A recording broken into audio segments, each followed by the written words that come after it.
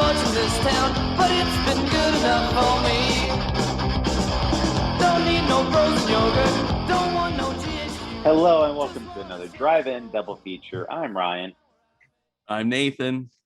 And this is the podcast where we talk about 2 movies a week every Tuesday and Thursday. But before I get into anything, I have a Patreon, just a fun little area where Nathan and I play some games, have some fun conversations, just some extra content we're giving to you patrons out there as a thank you for supporting us. Don't worry, though, if you choose not to, it does not affect any regular content, but head on over there if that interests you in any way. But today, we're going to be talking about 1989's The Phantom of the Mall, Eric's Revenge. And that is directed by Richard Friedman. And whole movie takes place in a mall. Awesome. 80s malls. Now, Nathan, what's been your experience with malls? With malls? I like them. I've shopped in them before. I do think it's cool. I didn't get to go to malls when they were cool, though. I guess I went to them in the 90s, but I don't really remember them. I feel like I went to malls when they were dying. So I love seeing movies set in malls in the 80s because it's a really cool look. Well, I'm a huge mall guy. Okay, gotcha. Yeah. So not so much today, but back in the day, I used to love going to the mall on the weekends. I mean, that was it was the place to be. You'd go there and you could literally get anything you wanted. You can get food, you can do shopping, just almost anything you want. It's right there. And yeah, I guess I'll go ahead. No, What I was gonna say, I guess I could share a story about a mall. I'm banned from a mall, if you didn't know this, in Enid, Oklahoma. This is for our audience. I stole a phone when I was like 12, and I was taken back by security, and I was never allowed to go back to that mall. And you know what sucked about that?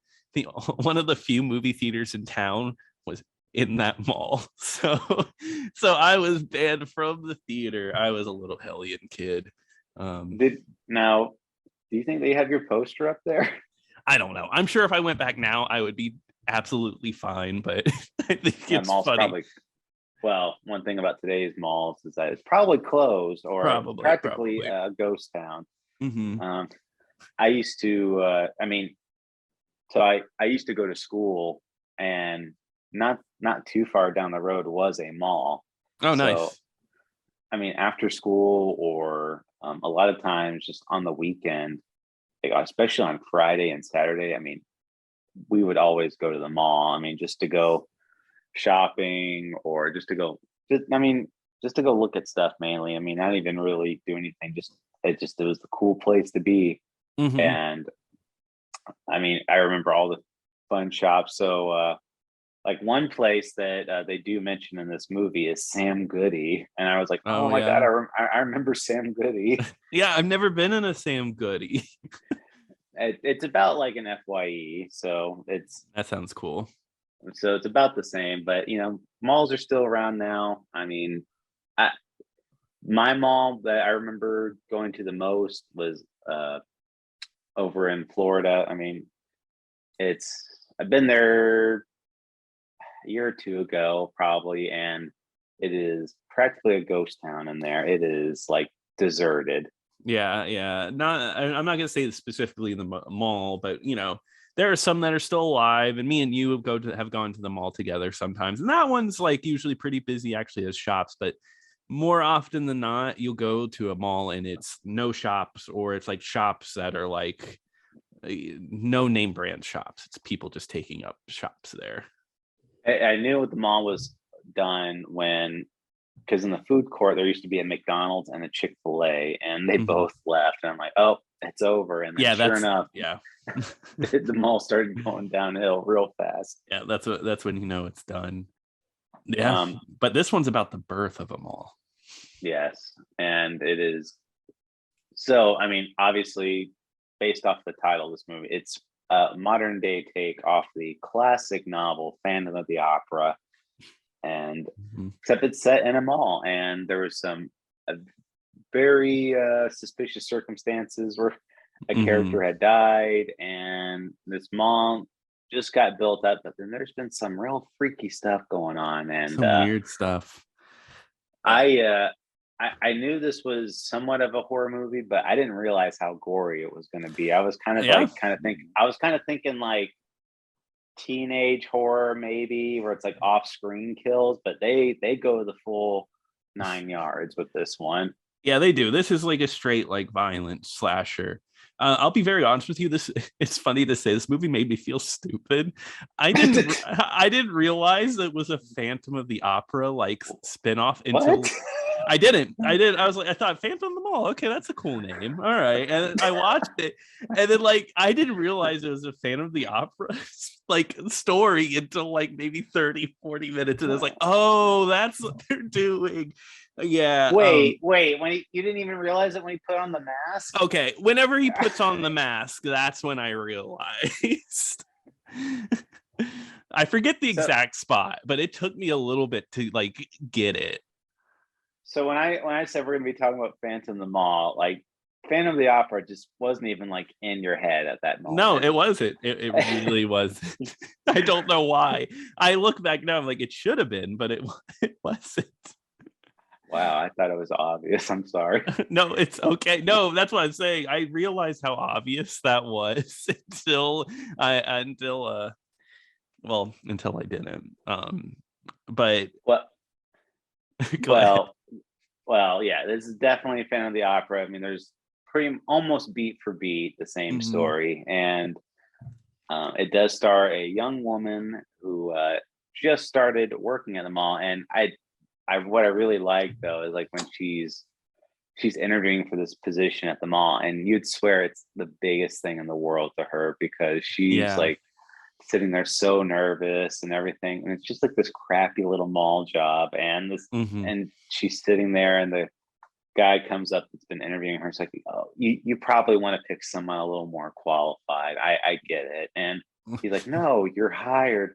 What? Yeah, she's so excited. She gets her clothes. She's happy, and her friend also gets a job there too. And waiting in a huge line of people to get a job at this place.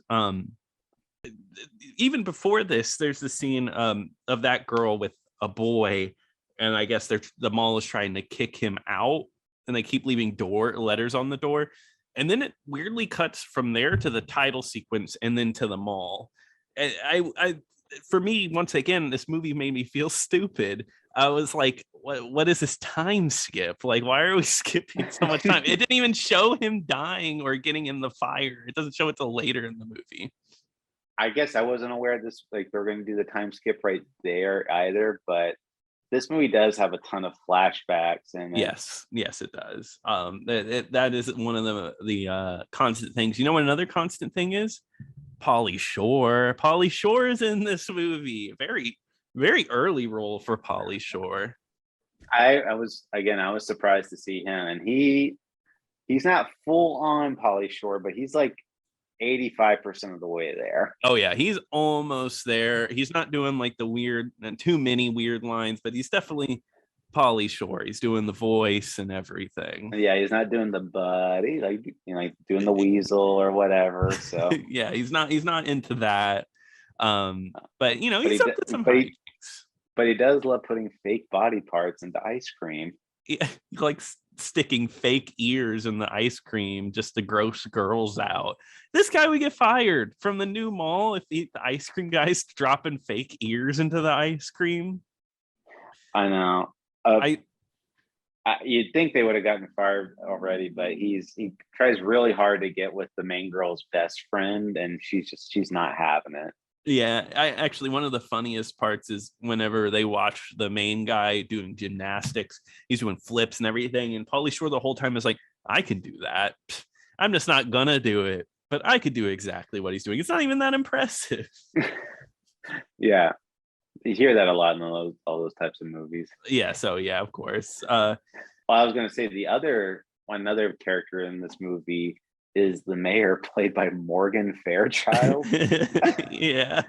And is she the mayor of the town or of the mall? Because she's always at the mall. She's like never anywhere else. Well, she's a part of she's just the mayor, but Yeah. apparently she really wanted this to happen because she wanted all these different jobs to be built and this new mall to be built and everything. And she's very, very invested in this mall. Yes, she is. So much so is we'll find out later. Things get really nefarious with the background of this mall. Some of the links that they went to, there's an underground Russian base that they infiltrate later in the movie under the mall. So am I mixing something up? Oh, I am. I'm thinking of Stranger Things. Oh my God. Oh dang Man. it. Yeah, I thought it was Whoops. weird when the little girls did telekinesis. Yeah, I watched all of Stranger Things season 3 for this on accident. That'd be pretty impressive. I'd be fine with that. Yeah, I guess. But no, there's another thing about this movie. There's a lot of violence. It's something else I wasn't expecting. There's a lot of nudity in this too, like There is egregious nudity. Like there is very pointless sex scenes multiple times in this movie. There's one scene where there's this very pervy security guard, and one of the better security guard is actually played by Ken Foree. Yeah. Which it's always good to see him. He's been in a couple of Rob Zombie movies, and he was also in the Night of the Living Dead remake as well. Yeah. But anyway, he's watching he has cameras in the women's fitting rooms, and it's just women just taking their tops off in the dressing room without even like bothering to cover up or anything. They're all just hanging out topless, just hey, just trying on clothes, like it's a totally normal thing that women do. Oh yeah, that's I've heard women's changing rooms are crazy. But of course the security guard's got his little camera stick and he's like zooming in, he's talking, he's like, oh man, welcome to the party, lady, and like it's so gross. Actually later in the movie, Pauly Shore brings one of the main characters into this, and I thought it was going to be like to show this, but instead they do like a They Live thing where like there's music playing in the background that's like, buy products, you are happy when you buy products. Oh, that's right. Yeah, they play the music backwards, and that it starts like doing the subliminal messaging. Yeah. There's also the scene where okay, getting into the plot of the movie, I guess.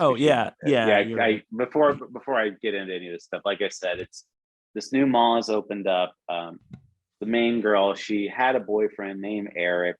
He ended up dying by mysterious circumstances that they say he was set on fire, and actually it's revealed where Eric had died and where his house was.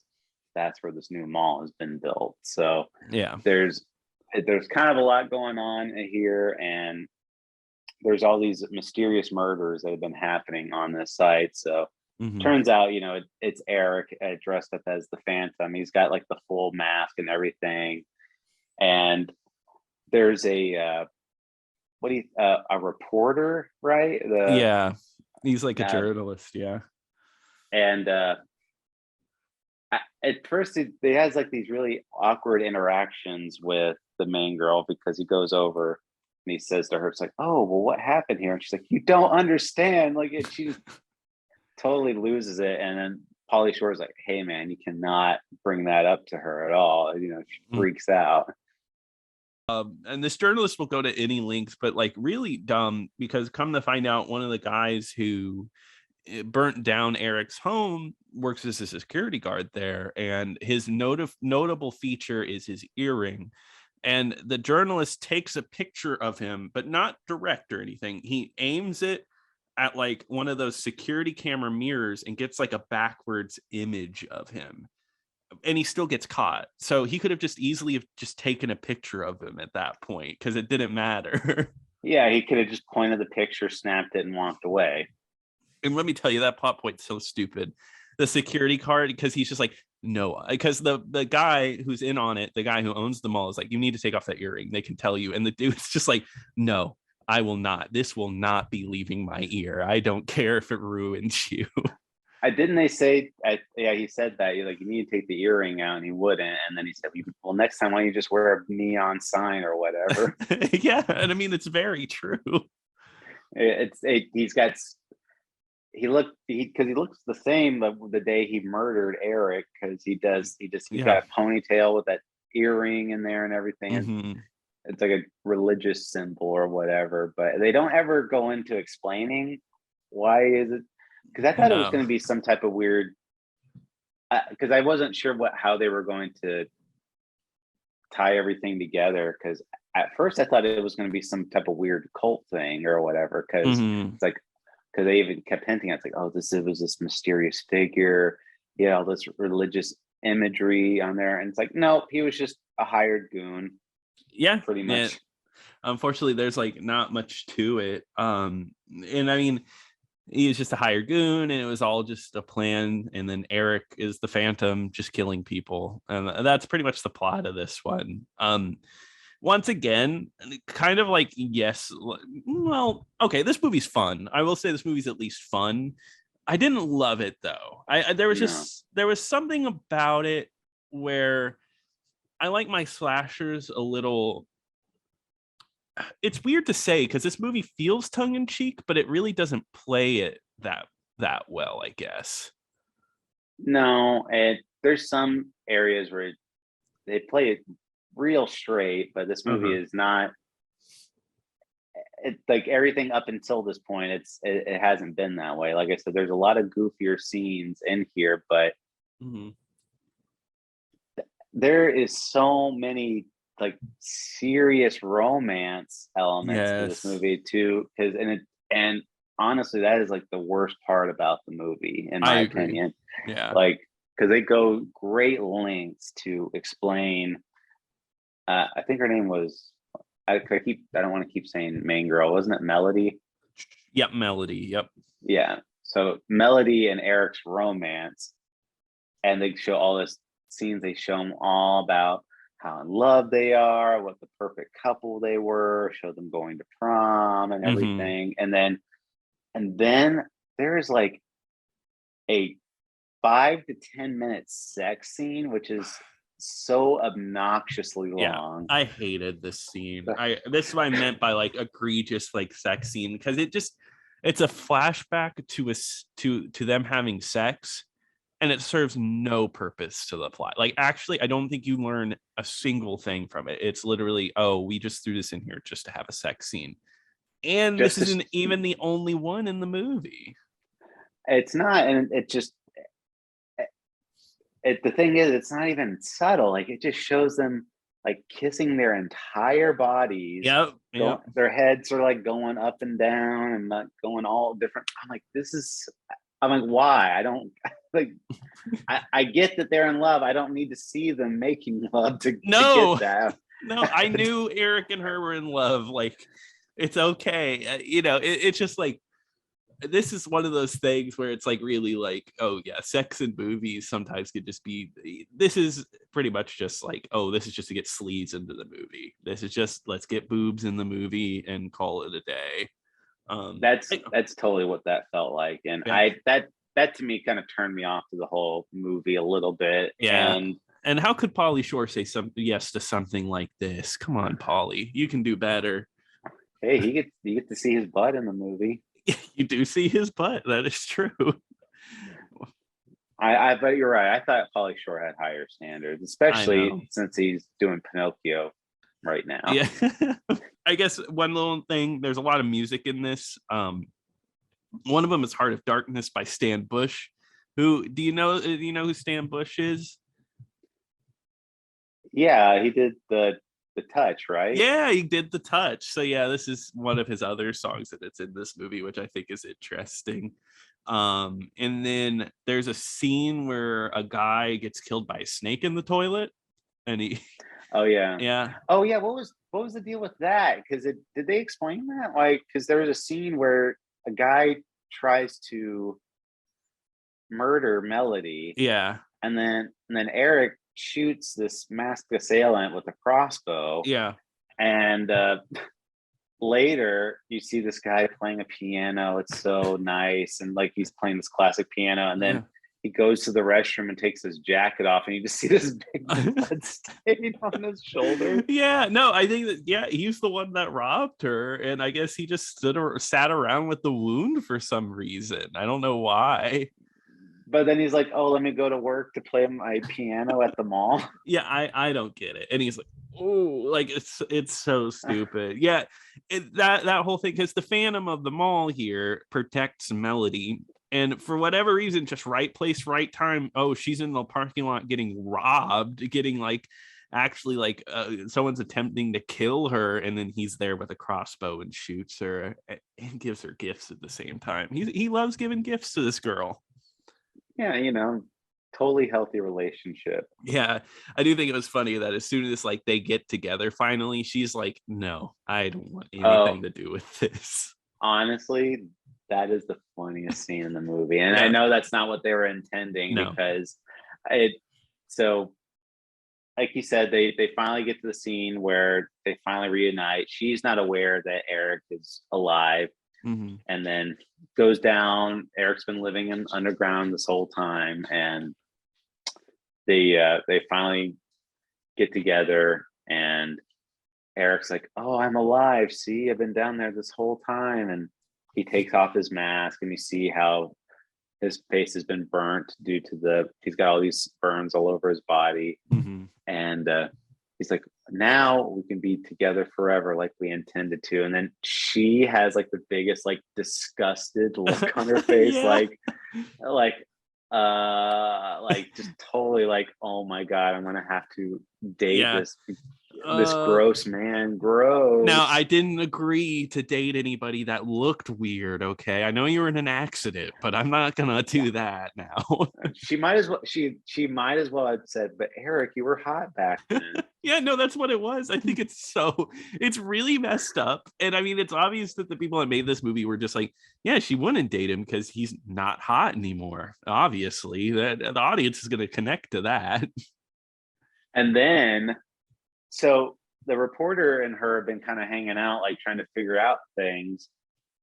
I had no earthly idea that they were going to pair those two up together to be like a couple. Yeah, no. But then like Eric's seen her with this man, and then he says, "Do you love him?"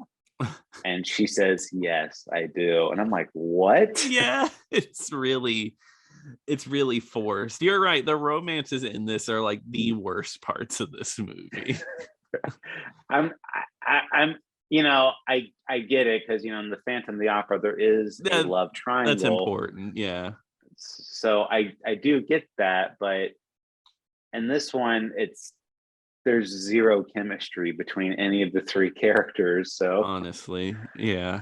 And it's like, you want me to believe that she's in love with this reporter and everything. I mean, I get that Eric's this deranged character and everything now, but I didn't buy any of this stuff that they were trying to sell me. But there is a lot of cool, there's a lot of fun scenes, like with the kills are pretty interesting and everything. Like there's a scene where a guy gets killed by a trash compactor, which is good, and his head gets completely cut off. There's a scene I like where an eye ends up in the ice cream, and this girl thinks it's a trick, and it's like, nice try, Buzz. And she picks out a real bloody eyeball, throws it to the side, and goes to town on some ice cream. Yeah, no, I do like that. I don't know. I guess I would have wanted a more horror focused movie. This one, it's very clear they tried to make this teen romance / horror movie, and for me it doesn't work at all. And like I said, the romance parts are just awful. Like these characters are not good enough to support a whole movie like that. And there's so many just really awkward choices where they, like I said, were just really forced nudity, overly long sex scenes where it just does not work in the slightest. No, I agree. I wish there was more. because it's a cool idea. I love the idea of taking Phantom of the Opera, putting it in a mall. What a silly idea, but it just doesn't play around with it enough. It took itself maybe a little too seriously, and I would have really liked it to go full into the slasher territory. I would have really liked that. Just once again, like I said on Tuesday, just kind of a missed potential movie. There was a lot more that could have been done here. Well, altogether, Nathan, I would probably say that I wouldn't recommend this movie. I mean, like I said, I mean, there are some parts I enjoyed and I didn't hate it by any means, but at the same time, there's better options out there. So maybe next time, just go check out one of those. No, I totally agree. I just think it's a missed opportunity movie, and I wish there was more. So yeah, I don't really recommend this one either. Just go to your local mall. How about that? Yeah, just go to the yeah. Let's stimulate that economy by getting our malls up and running again. Wear silly masks to the mall. There you go. So we're gonna shut the door. We're gonna put down that little gate that they run at the top of the mall, the little shutter. Oh yeah. Yeah. And close up shop. But Nathan, what are we going to be talking about next time? All right. Well, next time we're going to change it up a little bit. We're going to be talking about Cash on Demand, which is going to be our first Hammer picture. It's from 1961. It looks like it's on YouTube. It is, and this movie is fully on YouTube, available for you to watch. Thank God I bought it. Terrific. But all right. Well, thank you so much for joining us today. If you'd like to leave us any feedback, send us an email over to driveindoublefeaturepodcast@gmail.com. Don't forget to follow us on Twitter at DIDFpod. And once again, check out the Patreon at patreon.com/driveindoublefeaturepodcast. But until next time. Until next time. Is there a panel in the mall?